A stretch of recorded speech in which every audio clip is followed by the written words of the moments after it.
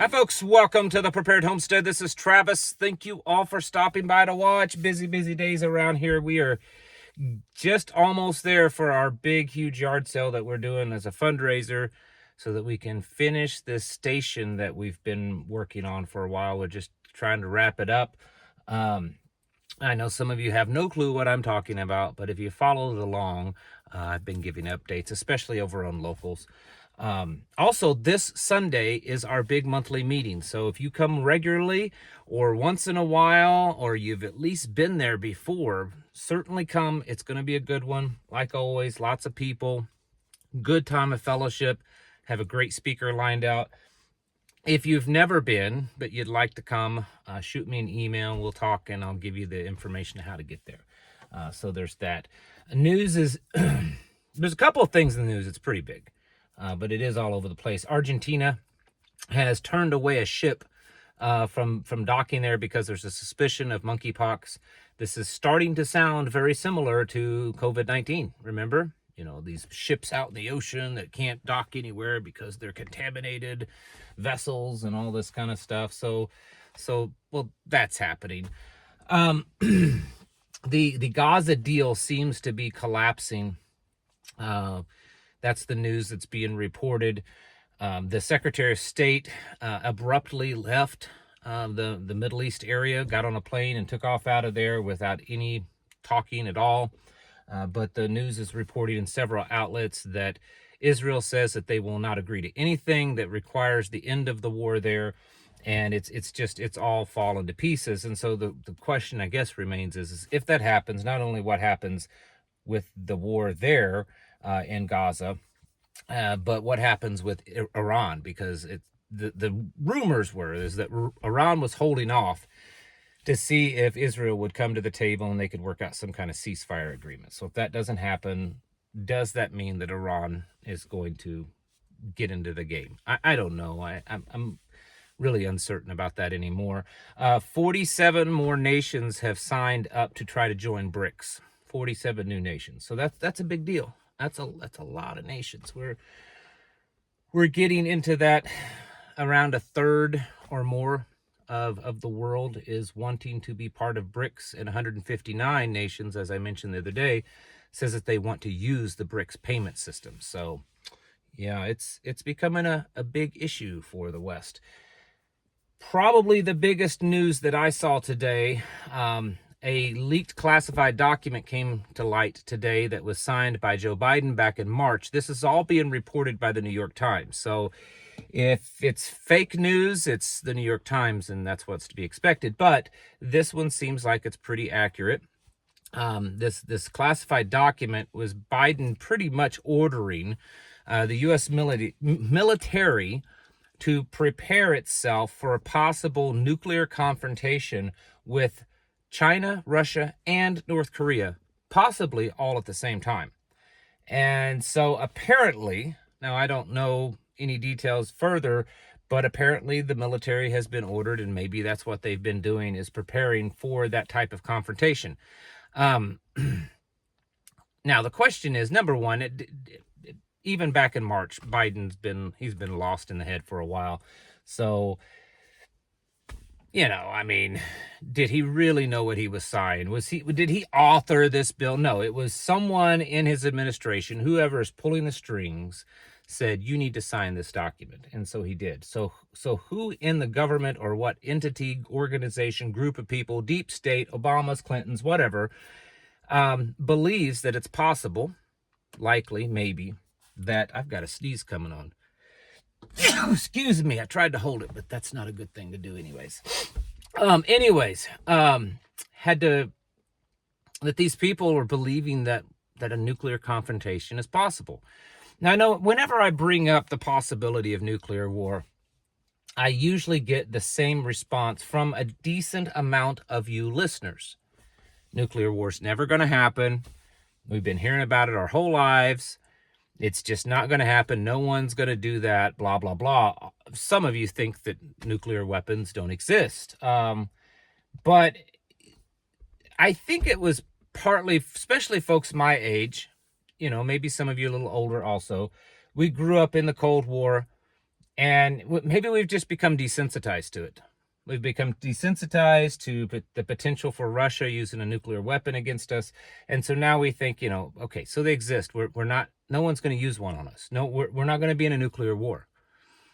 I would not be so sure of that, folks. I would not be so sure of that. I think it's very possible. Is it possible or is it likely? Because anything's possible. But is it likely that there would be some big nuclear holocaust that would rock the whole planet? And probably less likely of that. I don't really think that that's the scenario. But I do think it's possible that you could see a few nukes, some smaller nukes, some tactical nukes, maybe, a small handful of well-placed nukes used in war. And the United States would be involved in that.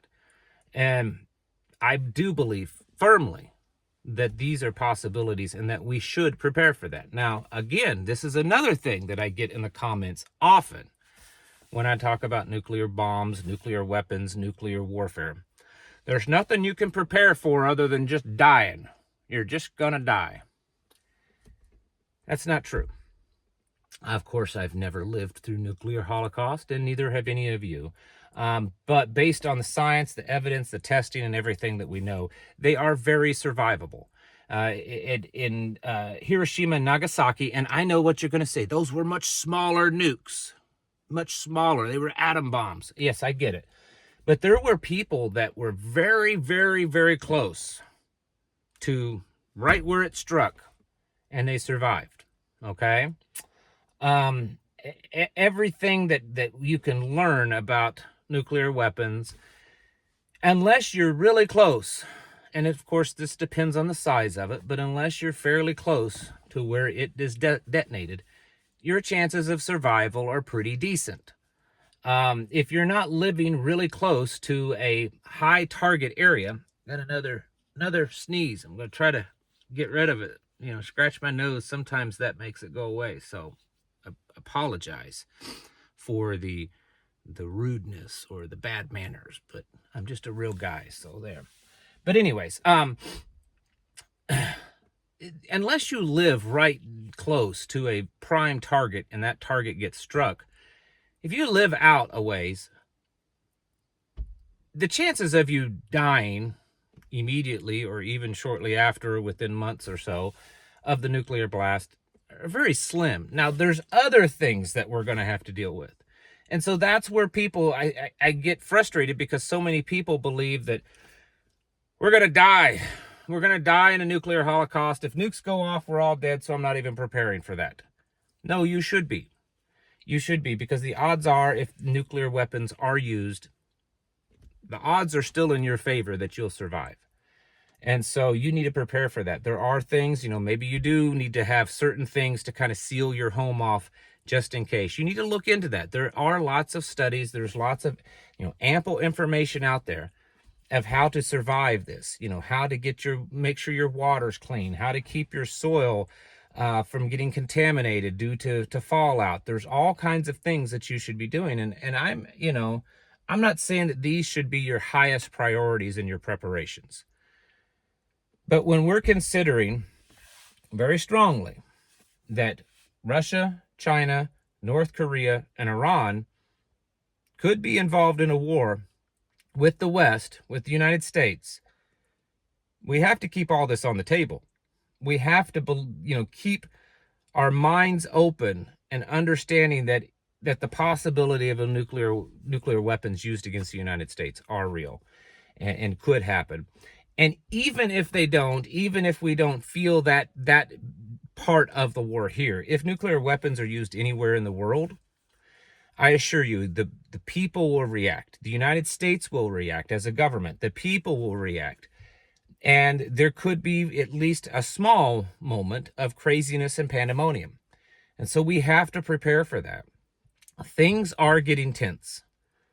And I think maybe not the United States getting struck, but I think a nuclear weapon being used somewhere on this planet is probably higher now than it's ever been, even maybe during the Cuban Missile Crisis.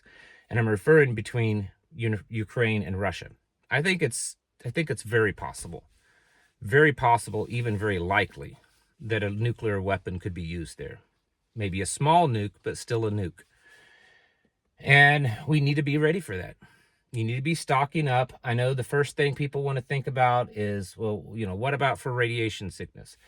Best thing that we do, I mean, yes, I stock up on the potassium iodide tablets. We have a bunch of those, lots and lots of that.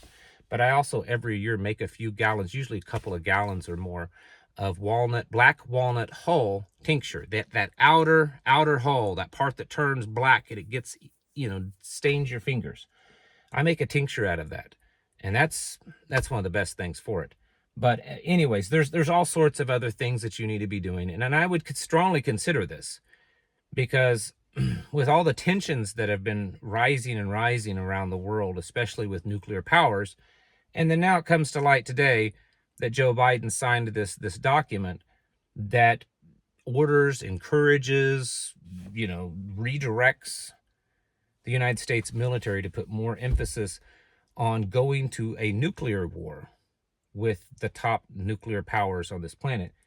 Definitely something to be thinking about. Anyways, don't forget, this Sunday is our big meeting. Show up if you're able to. I'd love to see you. Folks, it's time to get your houses in order and to prepare yourselves mentally, physically, and spiritually.